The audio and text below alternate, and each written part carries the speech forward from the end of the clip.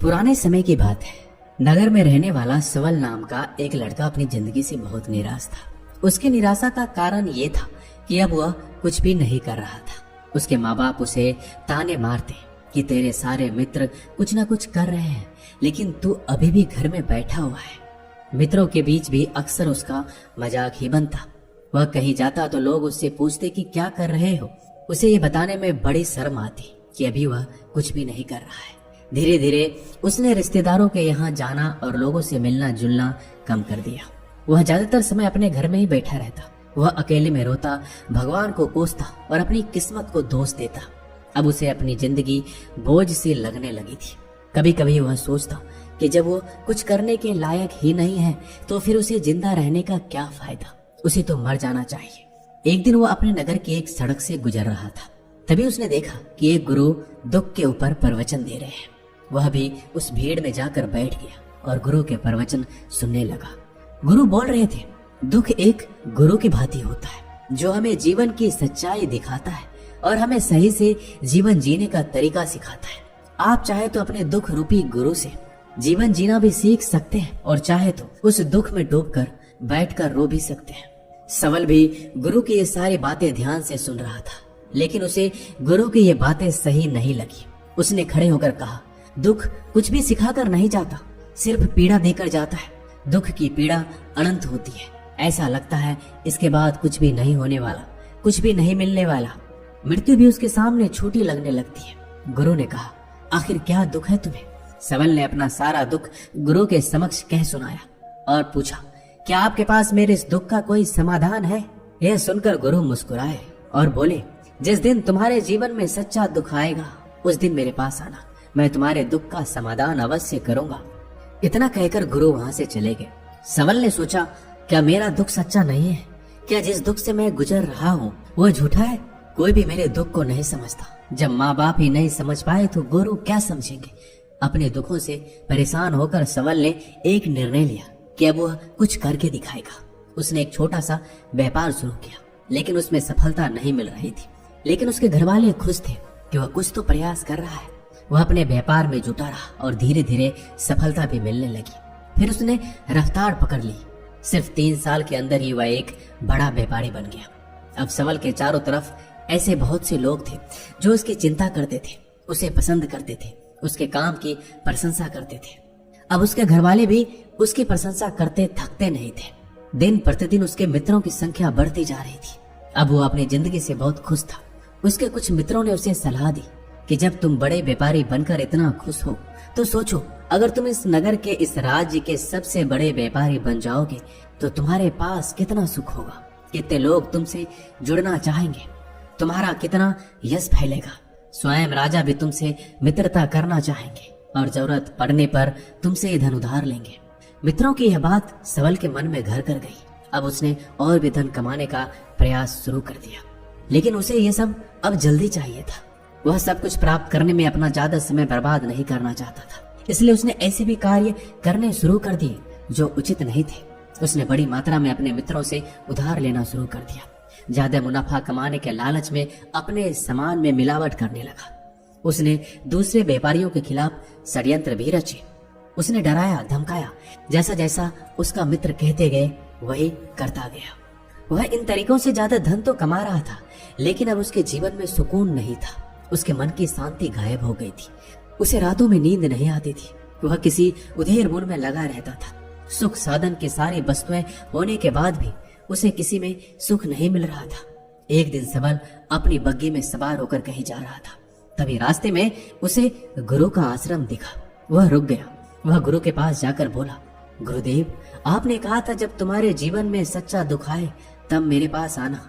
मैं अब बहुत ही दुखी हूँ। मेरे रातों की नींद गायब हो गई है।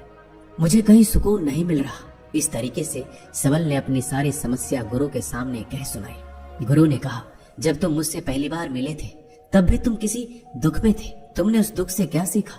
सवल ने कहा, मैंने सीखा कि सिर्फ सोचने और चिंता करने से कुछ नहीं होता। अपनी सोच को सच करने के लिए कर्म करना पड़ता है, और सिर्फ कर्म करने से भी कुछ नहीं होता। अपने कर्म को अंतिम पड़ाव तक ले जाना भी आवश्यक होता है। चाहे रास्ते में कितनी मुश्किलें आए, मन कितना ही निराश हो, कितना ही लगे कि अब आगे कुछ नहीं होने वाला है, तब भी ये मानकर चलो कि मैं जो कर रहा हूँ उसमें मैं अवश्य सफल हूँगा। लोग सिर्फ सफल व्यक्ति को सम्मान देते हैं, फिर चाहे कोई कितना अच्छा क्यों ना हो, वह लोगों की नजरों में बोझ ही होता है। यह सब सुनकर गुरु मुस्कुराए और बोले, यह असली दुख नहीं है। जब तुम्हारे जीवन में असली दुख आए तब मेरे पास आना, मैं उसका समाधान अवश्य करूंगा। सवल ने जाते समय गुरु को सोने के सिक्कों से भरा एक घड़ा भेंट किया।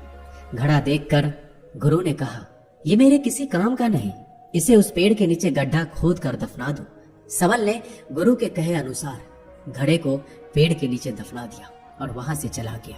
कुछ दिनों तक व्यापार अच्छी तरक्की कर रहा था, लेकिन गलत व्यापार की वजह से धीरे धीरे उस व्यापार में घाटा होने लगा। उसकी सारी धन संपदा धीरे धीरे खत्म होने लगी और एक दिन ऐसा आया जब उसके पास कुछ भी नहीं बचा और वह कर्जे से लद चुका था।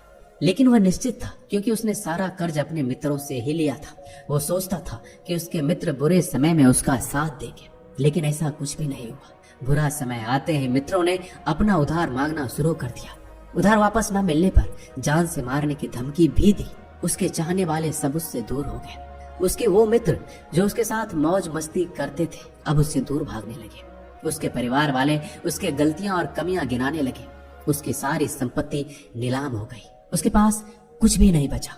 उसने अपने पिता से सहायता मांगी तो पिता ने कहा, मेरे पास ये थोड़ी सी संपत्ति है, अगर मैं ये भी तुम्हें दे दूंगा तो मैं तुम्हारी माँ को कहाँ रखूंगा।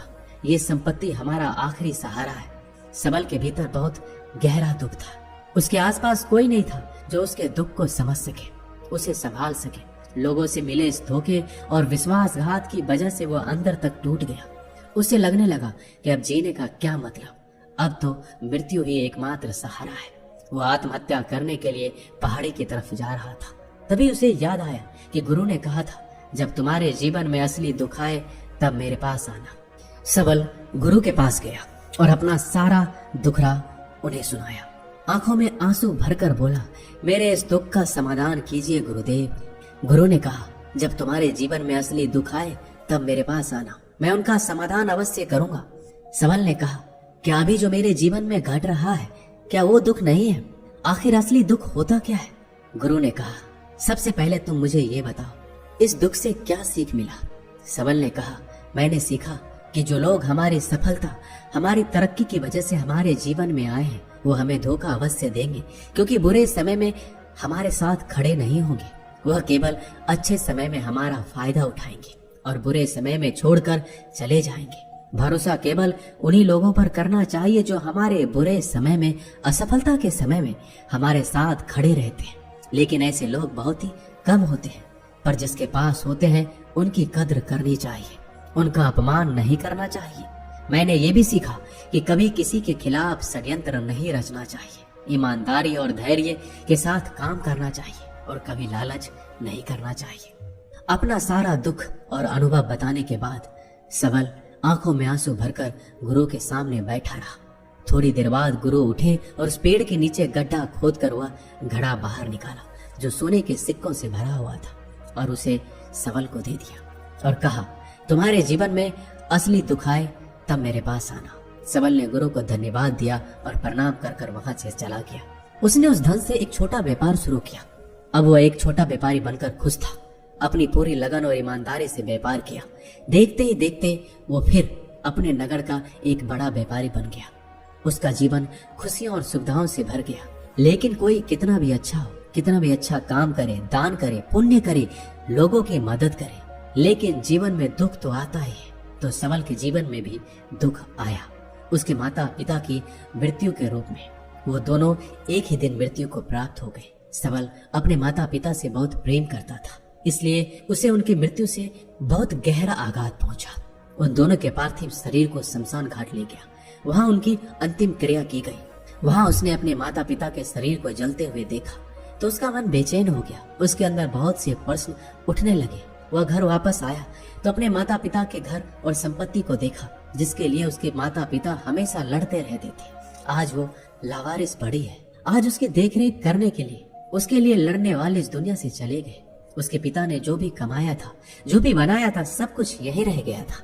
एक दिन पहले किसी से भी अपनी संपत्ति के लिए लड़ जाने वाले उसके पिता आज इस दुनिया से अलविदा हो गई थी। उसका मन इसी तरह के अनेक विचारों के भंवर में फंसा हुआ था। उसे अंदर से अकेलापन और डर महसूस हो रहा था। उसे कुछ खालीपन सा महसूस हो रहा था। उसे लग रहा था कुछ तो है जिसे वो समझ नहीं पा रहा। इसलिए वो गुरु के पास गया। उसे देखते ही गुरु ने कहा, क्या जीवन में कोई दुख है? तो सबल ने कहा, वैसे तो जीवन में कोई दुख नहीं है गुरुदेव, सब सुख है, सब अच्छा चल रहा है। लेकिन आज मेरे माता पिता की मृत्यु हो गई। इस घटना ने मेरे मन को बेचैन कर दिया है। गुरु ने कहा, इसमें दुखी होने वाली कौन सी बात है? एक दिन तो सभी के प्रियजनों को मरना ही है। हमेशा जीवित ना तो कोई रहा है ना कोई रहेगा। एक दिन तो तुम्हें मरना ही है। हो सकता है कल ही मर जाओ या आज भी मर सकते हो। सबल ने कहा, यह आप क्या कह रहे हैं गुरुदेव? मैं भी मर जाऊंगा? पर मैं तो अभी जवान हूँ। गुरु ने कहा, इसी भ्रम में तो सभी जी रहे हैं कि मृत्यु दूसरों को आती है, बुढ़ापा दूसरों को आती है, लेकिन बूढ़ों के सामने ही जवान मर जाते हैं, बच्चे मर जाते हैं। मृत्यु का किसी उम्र से कोई संबंध नहीं, ये तो सबको अपना ग्रास बना लेती है। गुरु की ये बातें सबल के मन में घर कर गई। वो चुपचाप वहां से चला गया, लेकिन उसका मन अब भी बेचैन था, अब भी अशांत था। वह कुछ खालीपन सा महसूस कर रहा था। वह पूरे दिन अपने बारे में सोचता रहा कि वह इस दुनिया में क्यों आया है। क्या सिर्फ चीजों को उपयोग करना और मरना ही जीवन का लक्ष्य है? ऐसे बहुत से प्रश्न उसके मन में लगातार उठ रहे थे, लेकिन उसका उत्तर नहीं मिल पा रहा था। उसका दुख दिन प्रतिदिन बढ़ता जा रहा था। कुछ दिनों बाद वह फिर गुरु के पास पहुंचा और बोला, गुरुदेव मैं बहुत दुखी हूँ। मैं ये नहीं जान पा रहा हूँ कि मैं कौन हूँ, इस दुनिया में क्यों आया हूँ। ये सुनकर गुरु मुस्कुराए और बोले, आज पहली बार तुम्हारे जीवन में सच्चा दुख पैदा हुआ है। वास्तव में यही वो दुख है जो दुख कहलाने के लायक है, कि हमें पता नहीं कि हम कौन हैं, क्यों आए हैं, क्या करना है, कैसे करना है।